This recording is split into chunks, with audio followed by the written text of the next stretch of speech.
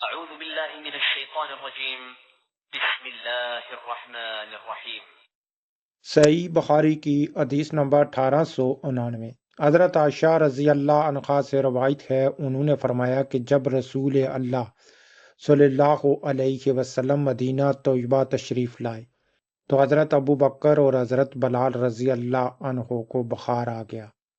حضرت ابو بکر رضی اللہ عنہ کو جب بخار آتا تو یہ شعر پڑھتے: گھر میں اپنے صبح کرتا ہے ایک فرد بشر، گھر میں صبح کرتا ہے ایک فرد بشر، موت اس کی جوتی کے تسمے سے ہے نزدیک تر، موت اس کی جوتی کے تسمے سے ہے نزدیک تر۔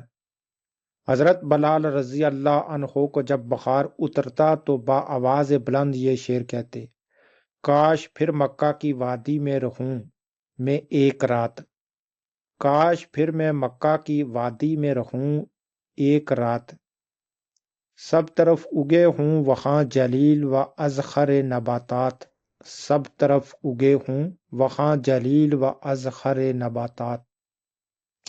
کاش پھر دیکھوں میں شمع، کاش پھر دیکھوں تفیل، کاش پھر دیکھوں میں شمع، کاش پھر دیکھوں تفیل، اور پیوں پانی مجسنا کے جو ہیں آب حیات، اور پیوں پانی مجسنا کے جو ہیں آب حیات۔ اے اللہ، شبہ بن ربیعہ، عتبہ بن ربیعہ اور بن علف پر تیری لعنت ہو، جنہوں نے ہمارے ملک سے ہمیں نکال کر ایک وبائی زمین کی طرف دھکیل دیا۔ اے اللہ، شبہ بن ربیعہ، عتبہ بن ربیعہ اور بن خلف پر تیری لعنت ہو، جنہوں نے ہمارے ملک سے ہمیں نکال کر ایک وبائی زمین کی طرف دھکیل دیا، ایک وبائی زمین کی طرف دھکیل دیا۔ یہ سن کر رسول اللہ صلی اللہ علیہ وآلہ وسلم نے فرمایا: اے اللہ، مدینہ طیبہ کی محبت اس طرح ہمارے دلوں میں ڈال دے جس طرح مکہ سے محبت کرتے ہیں، بلکہ اس سے بھی زیادہ۔ اے اللہ، ہماری سا اور مد میں برکت فرما اور مدینے کی آب و ہوا ہمارے لیے اچھی کر دے، اور اس کا بخار جفا کی طرف بھیج دے، اور اس کا بخار جفا کی طرف بھیج دے، یعنی کہ مدینہ طیبہ میں جو یہ وبائی بخار ہے اس کو جفا کی طرف بھیج دے۔ حضرت عائشہ رضی اللہ عنہا فرماتی ہیں کہ جب ہم مدینہ طیبہ آئے تو وہ اللہ کی زمینوں میں سب سے وبائی زمین تھی، اور اس وادی بطان میں بدبودار اور بد مزہ پانی بہتا تھا۔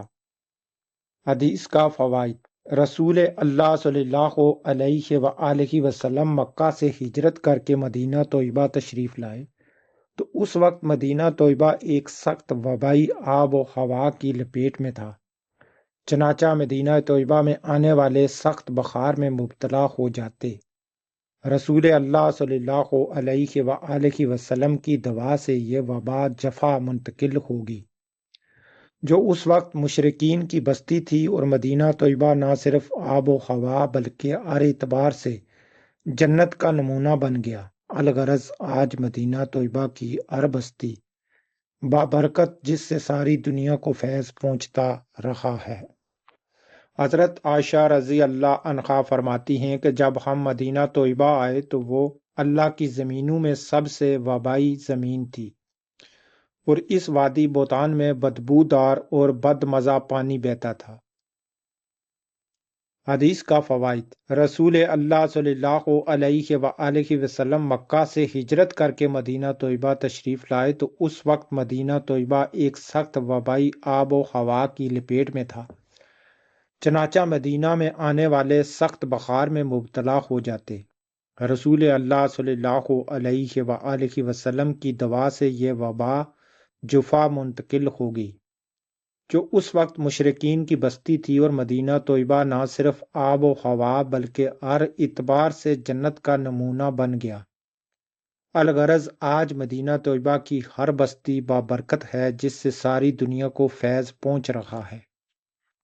صحیح بخاری کی حدیث نمبر 1890۔ حضرت عمر رضی اللہ عنہ سے روایت ہے، انہوں نے یہ دعا فرمائی: یا اللہ مجھے اپنے راستے میں شہادت نصیب فرما، اور میری موت تیرے محبوب رسول اللہ صلی اللہ علیہ وآلہ وسلم کے شہر میں واقع ہو، اور میری موت تیرے محبوب رسول اللہ صلی اللہ علیہ وآلہ وسلم کے شہر میں واقع ہو۔ امام بخاری رحمۃ اللہ نے اس حدیث کے مختلف اسناد ذکر کیے ہیں۔ آج کی ویڈیو میں انہی حدیثوں کے ساتھ کلوز کرتا ہوں، اور نیکسٹ میری ویڈیو دیکھنے کے لیے میرے چینل کو لازم سبسکرائب کریں تاکہ آنے والی ہر ویڈیو کو آپ دیکھ سکیں۔ دیجیے مجھے اجازت، ملتے ہیں نیکسٹ کسی دوسری ویڈیو کے ساتھ۔ خدا